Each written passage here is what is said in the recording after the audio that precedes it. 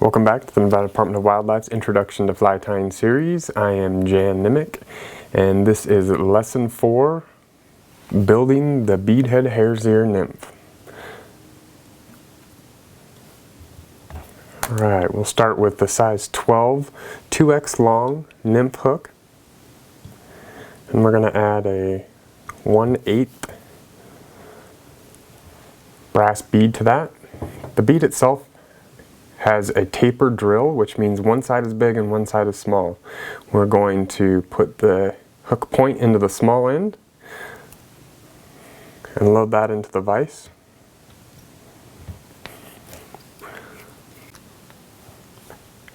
After we've loaded our bead, we're going to take some 0.015 lead wire or lead-free wire, preferably, and we're going to, just like our thread, I'm going to place it over the shank and start making some wraps.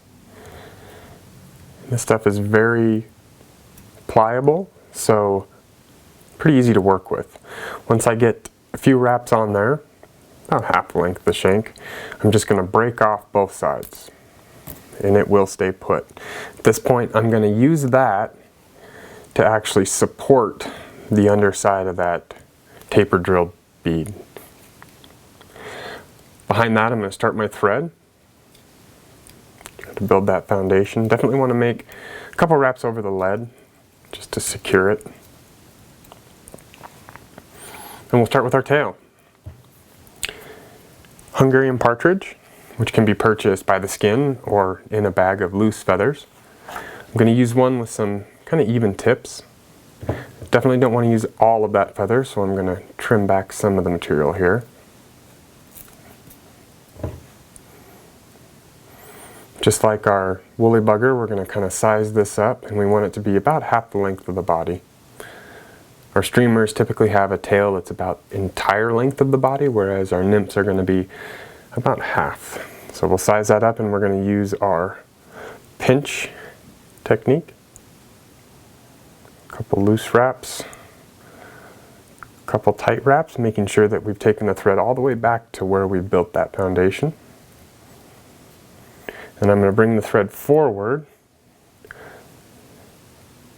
and tack down the rest of the tail material all the way forward to where the lead ends. The idea behind that is to keep it really nice and consistent diameter body.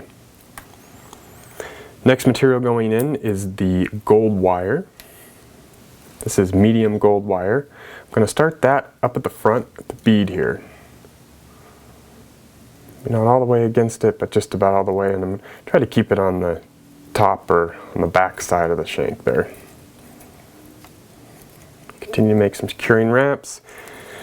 Again, trying to keep it consistent underbody so you don't get a lumpy fly, although lumpy flies catch really good fish. And we're going to use our dubbing. Again, I'm going to pull out a little bit of thread here and apply a light amount of dubbing wax on the thread itself. Start with that.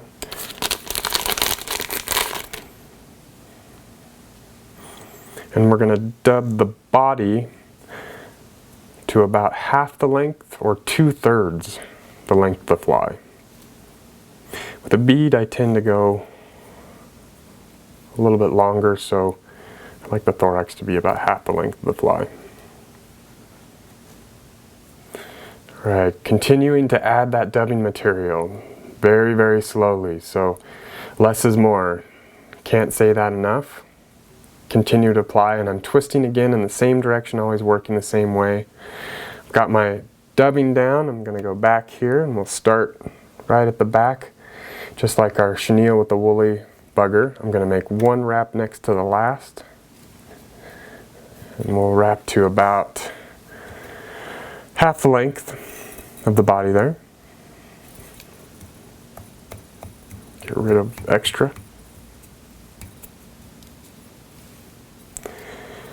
We're going to then bring our rib forward, so that wire is now going to be wrapped forward. We're aiming for about 4 wraps. 2, 3, and 4. We'll secure that by making 2 wraps the left-hand side, 2 wraps on the right, and then 2 wraps again on the left. Once we get to that point, we can hold the thread down, and instead of using our scissors to cut that wire, I'm going to twist the wire until it breaks. Make sure everything is nice and tidy. And next we're going to put on our wing case. So the top of the fly has a wing case, and that is turkey tail. Another material you can use in place of the turkey tail, which is certainly easier to use, is a synthetic called thin skin. For just instructional purposes, I'm going to use a real turkey tail. Okay, some of the feather is usable and some of it is not. This is a little bit short to try to use for a wing case, but definitely doable still. I'm going to pull back so we get a nice kind of clean chunk to work with. I'm going to cut back all the way at the stem, and I'm going to cut about 3 times the width that I need for the back. So this is much wider than what I need. And the reason for that is if I put one layer over the back of the fly, it tends to break apart pretty quick and fall apart pretty quick. I actually like to fold this guy into thirds or even quarters, and we'll use that tube or that folded in thirds material. So I've got tips on the right, butts on the left. I'm going to trim the tips so it's even to put into the fly. And now I'm going to try to keep this material on the top of the fly so when we pull it over it stays just on the top of the fly. So in this case we're going to use the diagonal drop. So I'm going to drop the material diagonally kind of in front of the fly. I'm going to make 2 looser wraps and then 1 harder wrap. If your material is still diagonal, you can kind of just adjust it into position by moving it under the thread. Looking pretty good.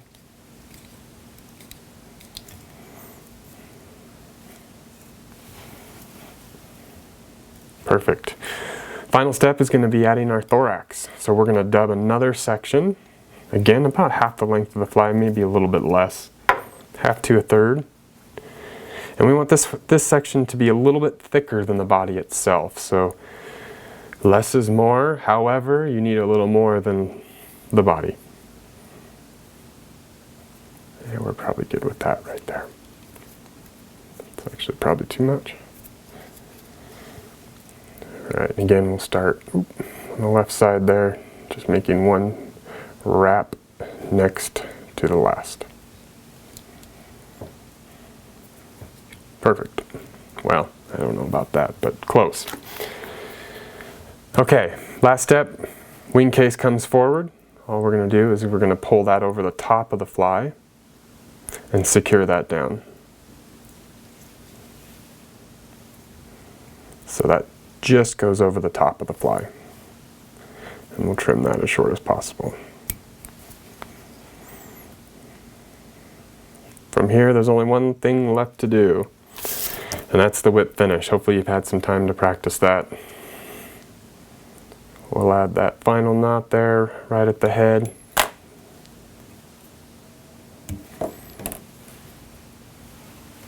Give it a little shot of glue to finish it.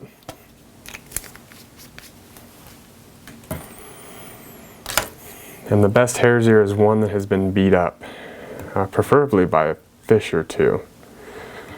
And I kind of like to go in and pick this fly out a little bit. It sure does fish better.